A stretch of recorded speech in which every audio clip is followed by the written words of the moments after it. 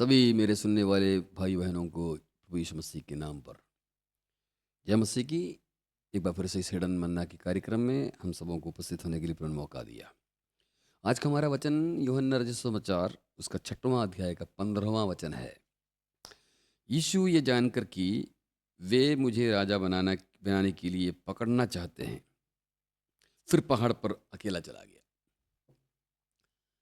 जब यीशु मसीह को वो लोग राजा बनाना चाहते थे, यीशु मसीह उनको छोड़कर उनकी निमंत्रण को अस्वीकार करके पहाड़ पर प्रार्थना करने चला गया। क्या कारण है इसका? जबकि यीशु मसीह का जन्म के समय में ज्योतिषी लोग आए थे पूर्व से, ये बोल कर आए थे कि यहूदियों का राजा का जिसका जन्म हुआ उसका जन्म कहाँ पर हुआ है। तो राजा के रूप में यीशु मसीह संसार के अंदर में आए थे और वास्तव में वो राजा है भी। हम लोग राजाओं का राजा करके बोलते हैं उसको। फिर क्यों इस निमंत्रण को अस्वीकार किया? प्रेस बड़ा महत्वपूर्ण विषय है। 3 कारण है इसका अस्वीकार करने का। पहला, इनका मोटिव सही नहीं था। राजा बनाने के पीछे मोटिव या मकसद सही नहीं था। ऊपर हम पढ़कर आएंगे तो हमको पता चल जाएगा कि यीशु मसीह ठीक इससे ठीक पहले 5 रोटियों से 5,000 को खिलाए हैं और सबको तृप्ति मिली है। एक तरह से बड़ी जागृति वहाँ पर आ गई है। 5,000 लोगों को रोटी मिलना एक झटके में बहुत ही बड़ा चमत्कार है। और इसलिए एक बड़ा जागृति वहाँ पर आई है। वो जागृति का आधार क्या है? रोटी मिलना है। तो इसके पीछे का मोटिव क्या है, मकसद क्या है? इनका राजा बनाने के पीछे का मकसद क्या है कि ये व्यक्ति अभी जब इस्राएली लोग जिस वक्त इस यीशु मसीह चमत्कार कर रहे हैं, उस वक्त इस्राएली लोग रोमियों के गुलामी में थे। जरूरत से ज़्यादा कर वसूल लेना, इस तरह की गुलामी की बेड़ियों के अंदर जकड़े हुए लोग बुरी तरह से रोमी कैसरों के द्वारा पीड़ित थे। ऐसे में रोटियों को प्रदान करने वाला, चमत्कार करने वाला एक व्यक्ति अगर राजा बन जाए तो इनका जो भी प्रॉब्लम है वो सब हल हो जाएगा। रोटियों के पीछे, पैसों के पीछे एक बड़ी ज़बरदस्त तरीके का इनको हल हो जाएगा इनके समस्याओं का। यही तो इसी के चलते यीशु मसीह को क्या बना रहे हैं लोग? राजा बना रहे हैं। Praise the Lord. लेकिन जहाँ तक यीशु मसीह के राजा बनने की जो सवाल है, उसके अनुसार इनका ये मकसद एकदम ही गलत है। क्यों?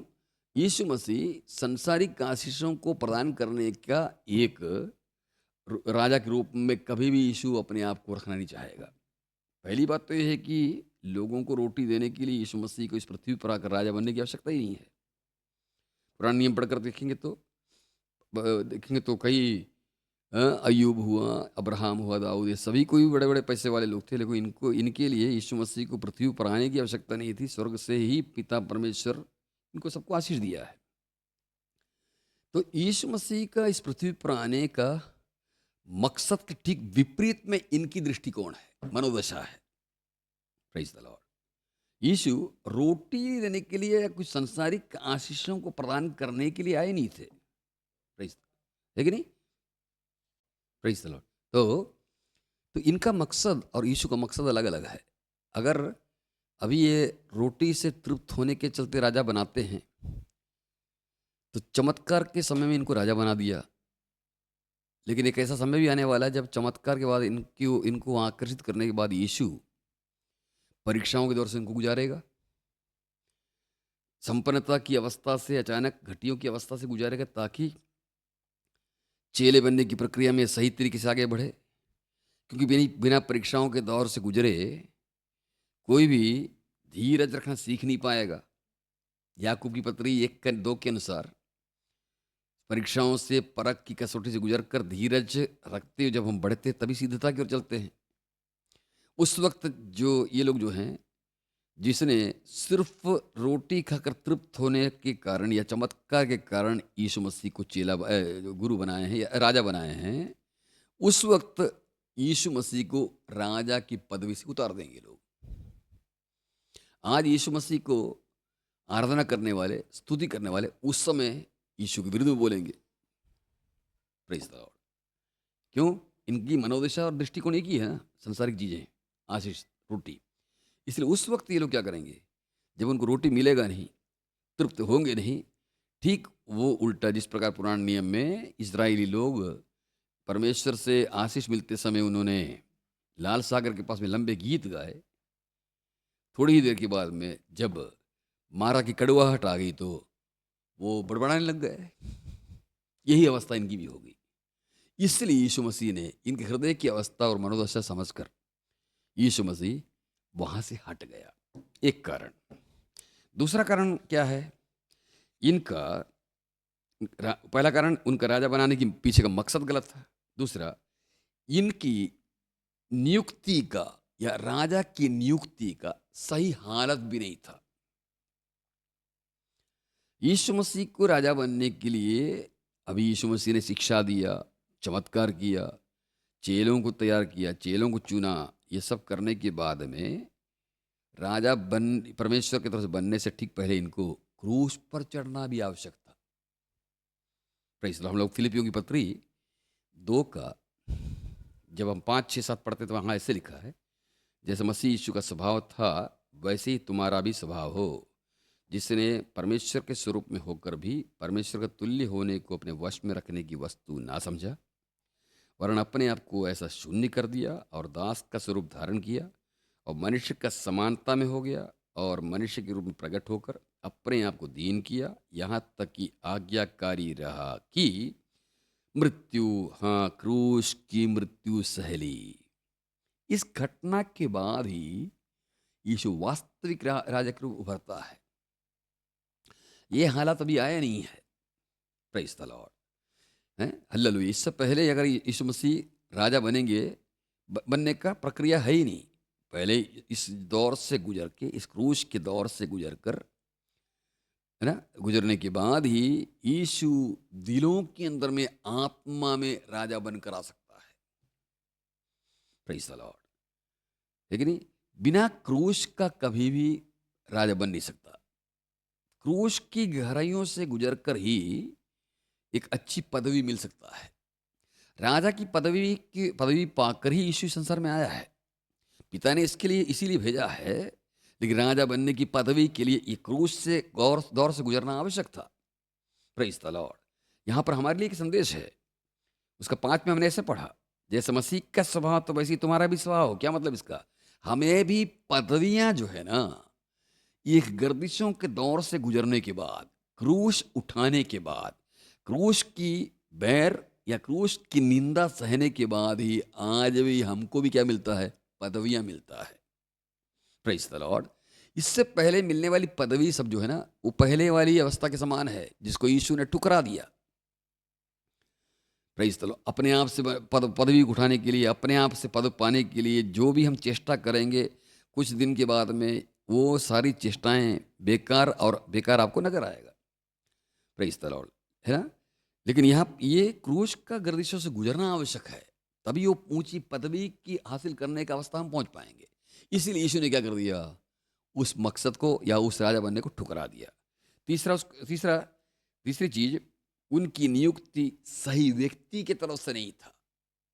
यीशु को राजा बनाने की या बनने की या उस पदवी की नियुक्ति लोगों की तरफ से था, जबकि राजा बनाया कौन? यीशु को। हम उसी दूसरे अध्याय के 9 पढ़ते हैं फिलिपी में, इस कारण परमेश्वर ने उसको अति महान भी किया। तो परमेश्वर पदवी देता है। Praise the Lord. और जब परमेश्वर पदवी देगा, कभी गिरेगा नहीं, वो पदवी बना रहेगा। और सनातन परमेश्वर देता है। कितना ही अच्छा होता हम भी प्रभु से मिलने वाली पदवी के लिए प्रभु के समय का इंतजार करें। Praise the Lord. है कि नहीं? प्रभु के समय पर अगर उठा दिया जाएगा, कोई गिरा नहीं सकता। संसार का कोई शक्ति गिरा नहीं सकता। Praise the Lord, hallelujah.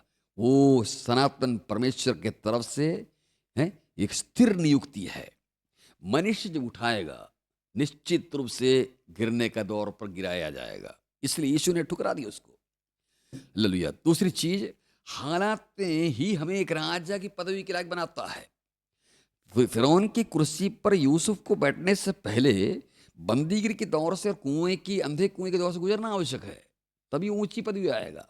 ये मसीह वचन का सिद्धांत है, बाइबल का सिद्धांत है। जब तक गर्दिशों की निचली सतह तक नहीं उतरते हैं, तब तक ऊंची सीढ़ियां चढ़ना मुश्किल है। Praise the Lord. तो 3 कारणों से यीशु मसीह ने क्या कर दिया, उनकी लोगों के द्वारा मिला हुआ राजा की पदवी का जो नियुक्ति है ठुकरा दिया। यहाँ एक और चीज़ देखने लायक है। हम लोग जो पहला पद पढ़े ना, यूहन्ना 6:15, यीशु यह जानकर कि वे मुझे राजा बनाने के लिए पकड़ना चाहते, फिर पहाड़ पर अकेला चला गया। Praise the Lord. पदवियां बड़ी अनुग्रह है। कई लोगों के सामने खड़ा खड़ा होना, कई भीड़ में पहचाना जाना, लोगों के द्वारा आकर्षित किया जाना, ये सभी चीजें बड़ा गरिमा और जलाल की बात है। Praise the Lord. लेकिन जब परमेश्वर बढ़ाएगा तो सही समय होने के चलते वो गरिमा बना रहता है। लेकिन जब मनुष्यों की तरफ से आएगा, अपनी इच्छा से आएगा, वो हमें लालसा के द्वारा उस काम के लिए, उस पदवी के लिए जोर जो लगाता हमारे अंदर में, गलत समय पर, गलत लोगों के द्वारा, जब वो नियुक्ति की इच्छा लालसा बनकर उभरता है, उसे तोड़ने का सबसे अच्छा एक मार्गदर्शन यीशु यहाँ करता है। वो क्या है? फिर पहाड़ पर अकेला चला गया। प्रार्थना में हमारे हृदय के अंदर में गलत समय पर गलत नियुक्तियों के लिए जब उफाने मारती है लालसा, उसको तोड़ने का सबसे बड़ा कांट यहाँ पर है। वो क्या? अकेले पहाड़ पर चले जाओ, किसी एकांत में चले जाओ, जहाँ आप और आपका परमेश्वर हो। परमेश्वर आपको उस हालत में, उस लालसाओं को आपके सहलाते हुए, आपको पुचकारते हुए, धीरे धीरे उस लालसाओं को दबाकर एक स्थिर निर्णय लेने के लिए आपको तैयार करेगा। ताकि जब वो उठाए आपको, परमेश्वर जब नियुक्त करे आपको, तब के लिए आप तैयार हो जाएं। हो सकता है उससे पहले गर्दिशें आएँ, परीक्षाएं आएँ, लेकिन वो परीक्षाएं, वो समस्याएं कभी भी आपको गिरने देगा नहीं, वो तूफानें गिरने देगा नहीं, बल्कि वो हालातें आपको और स्थिर करते हुए, जड़वंत होते हुए, वो आने वाले समय की नियुक्ति के लिए तैयार करते हुए आपको आगे बढ़ाएगा। और चूंकि परमेश्वर बढ़ा रहा है, वो हाथ पकड़ेगा, लहरें गिरने देगा नहीं। आप सही समय पर पहुंचेंगे, सही जगह पर सही समय पर पहुंचकर परमेश्वर आपको सही नियुक्ति देगा। वो एक बड़ा अच्छा सेवकाई का होगा, कोई बड़ी सेवकाई का होगा, लेकिन उस वक्त वो पाया हुआ चीज़ें, वो पदवियाँ चूँकि प्रभु की तरफ से है, वो स्थिर रहेगा। जब तक आप इस संसार में रहेंगे तब तक के लिए स्थिर रहेगा। कितना ही अच्छा होगा जब हमारी पदवियाँ प्रभु के द्वारा नियुक्त हो।